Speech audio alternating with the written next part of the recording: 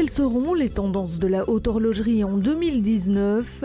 Dès le début de l'année, le SIHH, le Salon international de la haute horlogerie, vous donne de nombreuses pistes pour toujours mieux vous donner l'air du temps. C'est avec opulence que l'univers feutré de la haute horlogerie a levé le voile sur le meilleur de la création horlogère.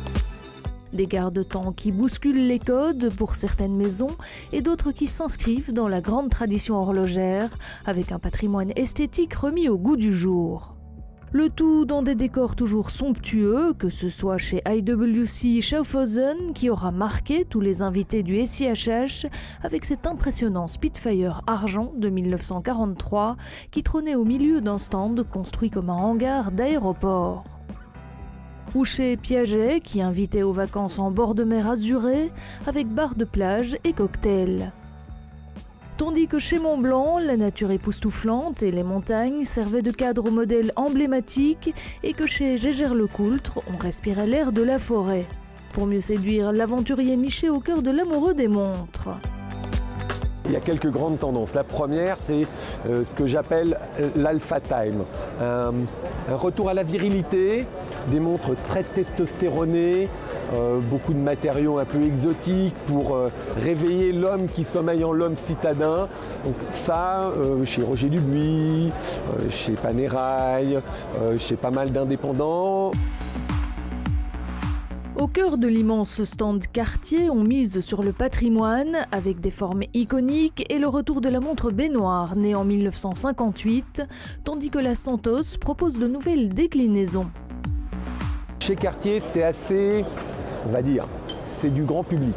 C'est une année, Santos, la collection Santos s'affine. Certains modèles se masculinisent bien, donc les modèles noirs, je les ai trouvés plutôt agréables. Évidemment, la baignoire séduira les femmes parce que c'est un grand retour d'un modèle toujours très attendu, mais dans des formes et des volumes qui sont plus proches de celui d'origine. Pour les fins connaisseurs du monde horloger, voici un garde-temps qui aura tiré son épingle du jeu et fait presque oublier tous les autres. Le vrai coup de cœur et qui, je pense, à mon avis, sans pouvoir m'avancer trop, sera certainement la montre de l'année, c'est la Vacheron Constantin, c'est la traditionnelle Twin Beat quantième perpétuelle. Voilà, cette montre-là est exceptionnelle, c'est un mélange de tradition et de modernité. Je pense que beaucoup de marques vont en prendre de la graine et vont très bien suivre le mouvement dans les années à venir. Autre pièce majeure et époustouflante, la Master Grande Tradition Giro-Tourbillon Westminster Perpétuel chez Jaeger-LeCoultre. Un garde-temps que seules quelques personnes fortunées pourront s'offrir. 1 million d'euros à débourser pour ce précieux modèle avec le carillon de Big Ben en prime. Le Giro-Tourbillon est magnifique, mais on reste dans un produit résolument traditionnel, même si le tourbillon est lui connu déjà, a été miniaturisé encore. La montre est très équilibrée. C'est une pièce qui est majeure. C'est pas une question de prix, je pense que là on est dans le domaine de l'art.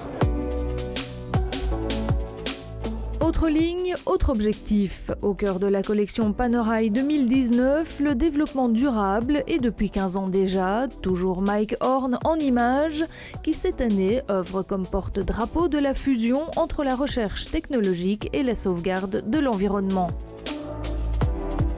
Passionné de voile classique, un petit regret de l'abandon de cette discipline.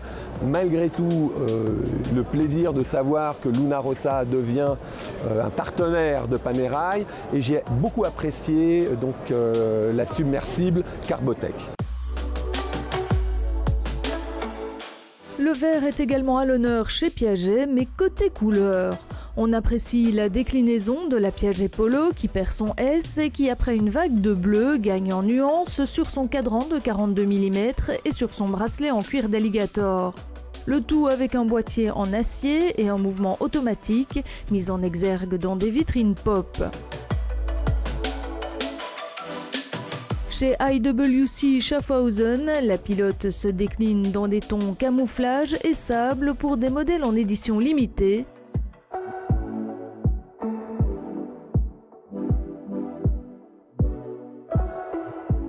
Tandis que Baume et Mercier misent tout sur le Baumatic. Le Baumatic est un calibre véritablement exceptionnel d'un point de vue purement horloger, d'un rapport qualité-prix formidable, d'un rendement vraiment... c'est un rapport qualité-prix pratiquement inégalé. Audacieuse et avec un parti pris horloger bousculant les conventions, ces montres friandises auront beaucoup fait parler d'elles parmi les journalistes spécialisés en la matière, mais n'auront pas forcément rencontré l'adhésion de tout le monde. Prix de départ 130 000 €, une édition limitée pour les collectionneurs, partie aussi vite que des bonbons. Alors, personnellement, je ne suis pas fan de friandises, je n'ai pas de diabète, mais peut-être l'excès de chaque chose n'est parfois un peu nuisible à la lecture de la pure horlogerie. Avec ses stands étonnants et la promesse de faire vivre à leurs clients des expériences innovantes et de véritables aventures, la haute horlogerie prend de nouvelles marques en 2019. Elle s'affine, c'est-à-dire qu'on a un retour des pièces à complications, donc des pièces qui vont raconter quelque chose, qui manquait un petit peu l'année passée, l'année d'avant encore. On était parti sur des produits à rapport qualité-prix attractif pour essayer de, on va dire, draguer des Européens. On avait un peu oublié le rêve et cette envie de donner des histoires à raconter. On y revient et ça fait vraiment du bien. Des rêves et des histoires horlogères que l'on va découvrir tout au long de l'année.